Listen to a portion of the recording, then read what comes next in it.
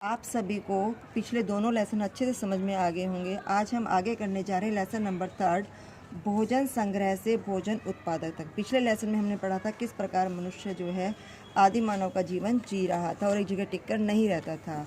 अब इस लेसन में पढ़ेंगे किस प्रकार मनुष्य ने भोजन को उगाना से फसल को उगाना सीखा और किस प्रकार उसने अपना जीवन स्थायी करना सीखा। सबसे पहले है विभिन्न प्रकार के भोजन। आज हम भोजन का अधिकांश हिस्सा उगाई गई वनस्पति या और पाले गए पशुओं से प्राप्त कर। जैसा कि आप सभी जानते हैं हम भिन्न भिन्न प्रकार की फसलें उगाते हैं और भिन्न भिन्न प्रकार के पशुओं को पालते हैं, उनसे हम भोजन प्राप्त करते हैं। भिन्न भिन्न फसलों को उगाने के लिए जलवायु की आवश्यकता पड़ती है और जलवायु भी हमें कैसी चाहिए, भिन्न भिन्न चाहिए। जैसे कि अगर हम धान की फसल उगाते हैं तो हमें अधिक पानी वाले एरिया चाहिए, अधिक नमी वाला एरिया चाहिए। तो इसी प्रकार पशुओं को भी अपने अनुकूल वातावरण की आवश्यकता होती है। जैसे कि भेड़ बकरियां जो हैं वो अधिक शुष्क वातावरण में भी रह सकती हैं, जैसे जो ध्रुवीय भालू हैं वो शीत वातावरण में रहते हैं। इस प्रकार अलग अलग जीव अलग अलग वातावरण के लिए अनुकूलित होते हैं। नेक्स्ट है हमारा खेती और पशुपालन की शुरुआत। लोगों का ध्यान कुछ बातों की ओर गया, जैसे खाने योग्य वनस्पतियाँ कहाँ कहाँ मिल सकती हैं, बीज कैसे अपने डंठल से टूटकर गिरते हैं, गिरे बीजों का अंकुरण और उनसे पौधों का निकलना आदि। इसका अर्थ ये है कि जब मनुष्य कुछ समय के लिए कुछ स्थान पर रुका था तब उसने देखा कि कैसे जो है बीज उगते हैं, किस प्रकार अपने डंठल से उग करके पौधा किस प्रकार से पनपता है। तो इस प्रकार मनुष्य ने फसलों के बारे में भी सीखा।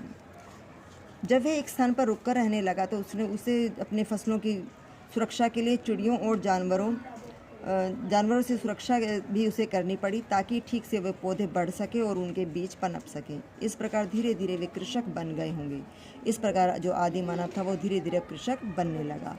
मानव ने सबसे पहले कुत्ते को पालतू बनाया। धीरे धीरे लोगों ने भेड़ बकरी गाय और सुअर आदि जैसे जानवरों को भी पालना शुरू किया। इस प्रकार मनुष्य जो है वो धीरे धीरे एक पशुपालक भी बन गया। तो इस प्रकार हमने सीखा कि कैसे मनुष्य धीरे धीरे फसलों को उगाना सीखा उसने और किस प्रकार उसने पशुओं को पालना सीखा। नेक्स्ट है हमारा बसने की प्रक्रिया। लोगों द्वारा पौधे के उगाने और जानवरों की देखभाल करने को बसने की प्रक्रिया कहा गया। बसने की प्रक्रिया पूरी दुनिया में धीरे धीरे चलती रही। यह करीब 12,000 साल पहले शुरू हुई। वास्तव में आज हम जो भोजन करते हैं वो इसी बसने की प्रक्रिया की वजह से है।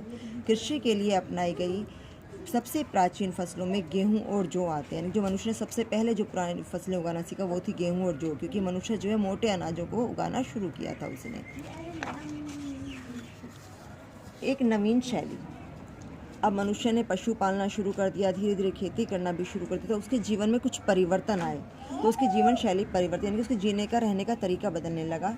जब लोग पौधों को उगाने लगे तो उनकी देखभाल के लिए उन्हें एक ही जगह पर लंबे समय तक रहना पड़ता था। यानी कि अब मनुष्य जो है वो स्थायी जीवन की शुरुआत कर रहा था। अनाज के उपयोग। अब धीरे धीरे मनुष्य ने जब फसलें उगाना शुरू किया तो उसके पास जो है अनाज इकट्ठा होना शुरू हो गया। तो उसने उसे क्या किया, बीज के रूप में वो इसका भंडारण करता था ताकि वो दोबारा से इन्हीं बीजों से फसलों को पैदा कर सके।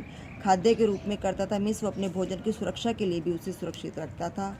थर्ड है उपहार के रूप में। वो एक दूसरे को उपहार के रूप में भी अनाज का प्रयोग करते थे। भंडारण के लिए मीन्स वो अनाज को इकट्ठा करके रखना शुरू कर दिया था। जैसे उसने मिट्टी के बर्तन बनाए होंगे, उनके अंदर रखा होगा, या कोई टोकरियाँ आदि बनाई होंगी जिनके अंदर वो अनाज को सुरक्षित रखता था।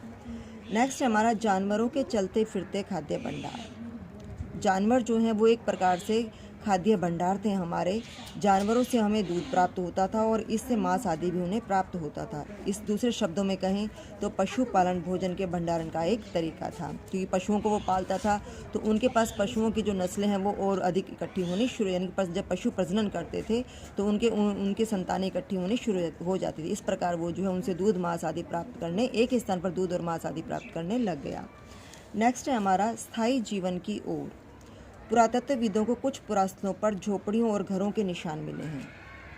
पुरातत्व जैसा कि मैंने पहले बताया था, जो ज़मीन से मिली चीज़ों की खोज करते हैं, और पुरास्थल वो होते हैं जहाँ पर पुरानी चीज़ें हमें खुदाई से प्राप्त होती हैं। तो वहाँ पर हमें घरों के निशान मिले हैं, जैसे कि बुर्ज़होम जो कि आजकल कश्मीर में है। ये लोग गड्ढे के नीचे ये ज़मीन के नीचे गड्ढे बना करके रहते थे, जिन्हें गर्तवास कहा गया। इनमें नीचे उतरने के लिए सीढ़ियाँ होती थी और इससे इन्हें ठंड के मौसम में सुरक्षा मिलती हुई। जैसा कि आप जानते हो कि ज़मीन के जितना अंदर जाते हैं गर्माहट बढ़ती जाती है, तो ये लोग बाहरी ठंड से बचने के लिए भी ज़मीन में बने घरों में सुरक्षित रहते थे। बहुत सारी जगहों पर पत्थरों के औजार भी मिले हैं और इनमें से कई ऐसे हैं जो पूरा पाषाण युग उपकरणों से भिन्न हैं। यानी कि जो पूरा पाषाण युग के औजार थे वो बेढंगेपन के होते हैं, ज़्यादा बढ़िया तरीके के नहीं होते थे, लेकिन ये जो यहाँ जो औजार मिले वो कुछ सही हैं, उनसे सही थे, तो इन्हें नव पाषाण युग के औजार कहा गया। इनमें वे औजार भी हैं जिनकी धार को और अधिक पैना करने के लिए उन पर पॉलिश भी चढ़ाई जाती थी। तो इस प्रकार अनेक प्रकार के बर्तनों के बारे में भी हमें खुदाई से चीज़ें मिली हैं। तो इससे हमें पता चलता है कि अब मानव ने स्थायी जीवन जीना शुरू कर दिया हो गया। तो स्टूडेंट्स आज के लिए इतना ही। नेक्स्ट रिमेनिंग पार्ट जो है हम अगली अपनी वीडियो में सीखेंगे। Thank you.